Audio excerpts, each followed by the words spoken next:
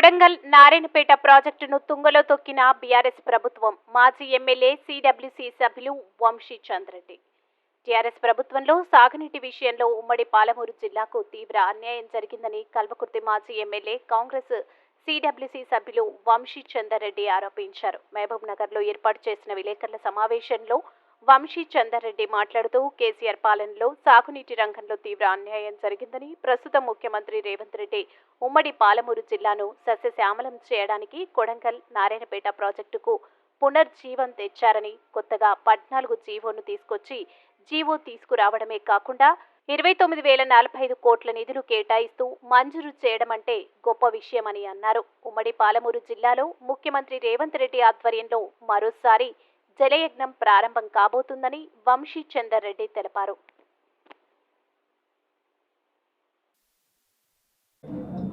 ఈ ఉమ్మడి మహబూబ్ నగర్ జిల్లా నాయకులు కార్యకర్తల తరపున, అలానే ఉమ్మడి మహబూబ్ నగర్ జిల్లా ప్రజలందరి తరపున, మన జిల్లాలో ఉన్నటువంటి 12 మంది ముఖ్యమంత్రి గారు కొన్ని నిధులు కేటాయిస్తే అనేక వేల ఎకరాలకు సాగునీరు అందించే అవకాశం ఉన్నటువంటి ప్రాజెక్టులని ప్రాధాన్యతగా తీసుకొని నిధులు కేటాయించుకొని పెండింగ్ ప్రాజెక్టులన్నీ కూడా పూర్తి చేసి మన జిల్లాని సస్యశ్యామలం చేయడమే ఈ కాంగ్రెస్ ప్రభుత్వం, ఇందిరమ్మ రాజ్యంలో ప్రజాపాలన కొనసాగుతున్నటువంటి ఈ ప్రభుత్వం యొక్క లక్ష్యమని మేము ఇవాళ ఎంతో బాధ్యతతో, ప్రజలు మాకిచ్చినటువంటి ఆశీర్వాదాన్ని మేము ఒక బాధ్యతగా తీసుకొని పాలమూరు జిల్లా ప్రజలకి ఎంతో బాధ్యతతో మేము హామీ ఇస్తున్నాము. ఇవాళ నుంచి నిన్న విడుదలైనటువంటి ఆ జీవోనే ఆరంభము, భవిష్యత్తు అంతా పాలమూరు జిల్లాకి మంచి జరుగుతుంది. మేమందరము సమష్టిగా జిల్లా ప్రజల శ్రేయస్సే ధ్యేయంగా పాలమూరు జిల్లాలో ఉన్నటువంటి ప్రతి ఎకరానికి కృష్ణమ్మ నీళ్లతో తడపడమే బాధ్యతగా మేము వ్యవహరించి పాలమూరు జిల్లా సస్యశ్యామలం అయ్యేటట్టుగా, ఉమ్మడి మహబూబ్ నగర్ జిల్లా సస్యశ్యామలం అయ్యేటట్టుగా మేము బాధ్యత వహిస్తామని మీ అందరి ద్వారా మన జిల్లా ప్రజలకు మేము ఇవాళ తెలియజేస్తున్నాము. దాంట్లో నా ఉద్దేశంలో దాంట్లో ఏం తప్పు లేదు. తిరుపతి రెడ్డి గారు కేవలం ముఖ్యమంత్రి గారి సోదరుడే కాదు, మీరు వారిని ముఖ్యమంత్రి సోదరు గారినే చూడకూడదు. అది మనం చూసే యొక్క పర్స్పెక్టివ్ బట్టి ఉంటుంది. తిరుపతి రెడ్డి గారు గత కొన్ని సంవత్సరాలుగా కొడంగల్ నియోజకవర్గంలో కాంగ్రెస్ పార్టీ బలోపేతం కోసం కృషి చేస్తున్నారు.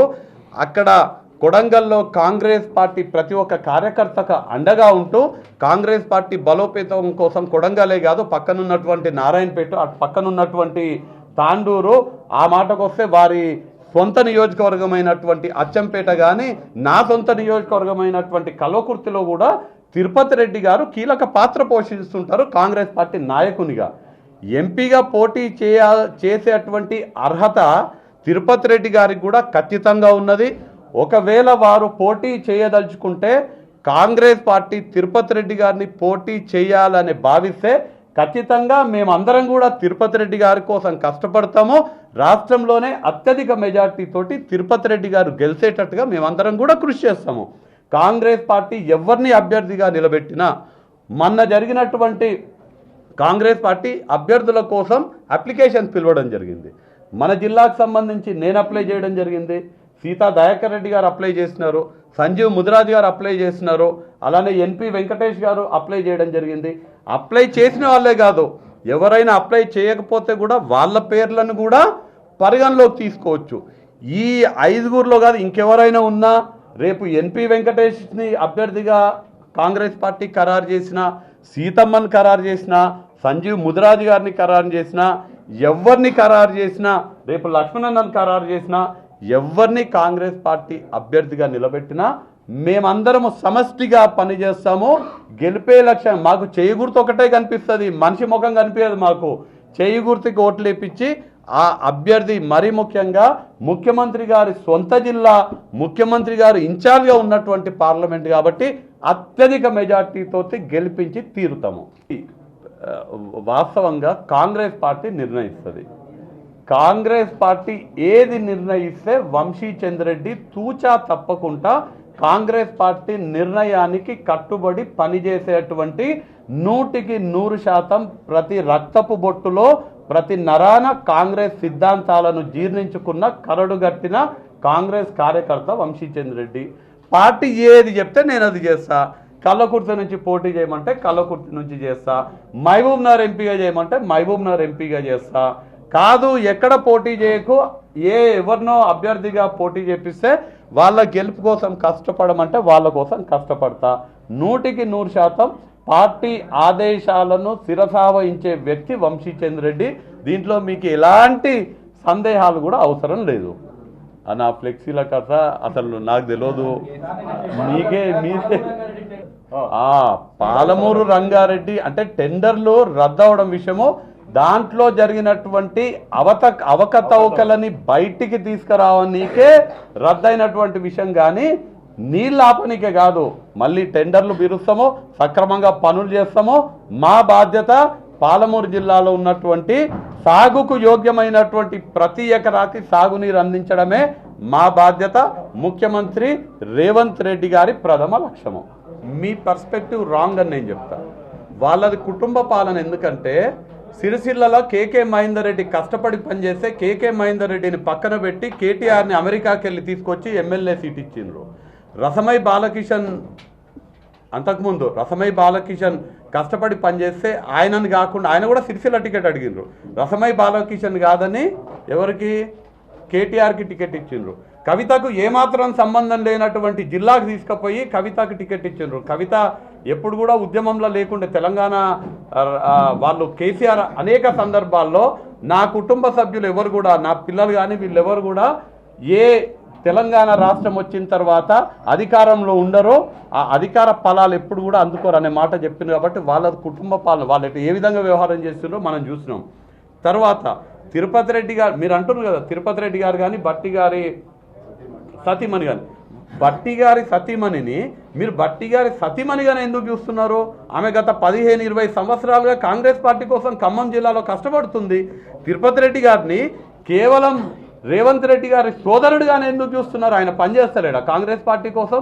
నిద్ర ఆహారాలు మానేసి ఆయన కూడా గత 15 కాంగ్రెస్ పార్టీలో రేవంత్ రెడ్డి గారు చేరినప్పటి నుంచి ఆయన కష్టపడి రోజు కొడంగల్కి వస్తారు. కొడంగల్లో ఉన్నటువంటి మంచి చెడ్డ రేవంత్ రెడ్డి గారు రాష్ట్ర నాయకుడు అయినప్పుడు కొడంగల్లో జరుగుతున్నటువంటి ప్రతి చిన్న విషయం చూసుకునే పరిస్థితి రేవంత్ రెడ్డి గారికి ఉండదు. ఆ బాధ్యతని రేవంత్ రెడ్డి గారి తరఫున తిరుపతి రెడ్డి గారే చూస్తున్నారు. వాళ్ళిద్దరిని కూడా కాంగ్రెస్ పార్టీ నాయకులుగా చూడాలనేది మిమ్మల్ని నేను కోరుతున్నాను. వాళ్ళు కూడా అర్హులు అనే మాట చెప్తున్నా. కాంగ్రెస్ పార్టీకి అన్ని తెలుసు. కాంగ్రెస్ పార్టీ ఎవరిని ఎక్కడ ఎవరికి ఏ స్థానం ఇవ్వాలో ఖచ్చితంగా ఆ స్థానం ఇస్తుంది. ప్రతి ఒక్కరిని గౌరవించుకునేటువంటి సంస్కృతి కాంగ్రెస్ పార్టీలో ఉంటుంది. మేమే దగ్గరుండి కల్పించినాం జీవన్ రెడ్డి గారిని. ఇక చూసేది ఏముంటుంది? జీవన్ రెడ్డి గారు ఇవాళ కాంగ్రెస్ పార్టీ మంచి పాలన కొనసాగిస్తుంది, ప్రజాపాలన నడుస్తున్నది. కాంగ్రెస్ పార్టీ మంచి పనులు చేస్తుంది కాబట్టి ఆ సుపరిపాలనలో ఆ ప్రజాపాలనలో నేను కూడా భాగస్తుని కావాలనే ఆలోచన జీవన్ రెడ్డి గారికి వచ్చింది. మంచి ఆలోచన చేస్తున్నారు కాబట్టి మేమందరం కూడా వారిని కాంగ్రెస్ పార్టీలోకి స్వాగతించినాము. వారు కూడా ఇప్పుడు కాంగ్రెస్ పార్టీ బలోపేతం కోసం కృషి చేస్తారు. రేపు లోక్సభ ఎన్నికల్లో కాంగ్రెస్ పార్టీ ఎవరిని అభ్యర్థిగా నిర్ణయిస్తే వారి కోసం జీవన్ రెడ్డి గారు పనిచేస్తారు. ఒకవేళ కాంగ్రెస్ పార్టీయే జీవన్ రెడ్డి గారిని అభ్యర్థిగా నిర్ణయిస్తే మేమందరము జీవన్ రెడ్డి గారి కోసం పనిచేస్తాము. నేను ఇంత త్యాగం చేస్తే కాంగ్రెస్ పార్టీ నాకు ఇంత ఇస్తుంది అన్న, మళ్ళీ ఇంత త్యాగం చేస్తే కాంగ్రెస్ పార్టీ ఇంత వస్తుంది. ఎవరికైనా, నాకనే కాదు ఎవరికైనా కానీ కాంగ్రెస్ పార్టీ నిజంగా పార్టీ కోసం కష్టపడే వాళ్ళని, పార్టీ కోసం త్యాగం చేసే వాళ్ళని కాంగ్రెస్ పార్టీ ఎప్పటికైనా గుర్తిస్తుంది. ఇది తెలియక కొంతమంది దాని మీద మీరు పనిచేయండి.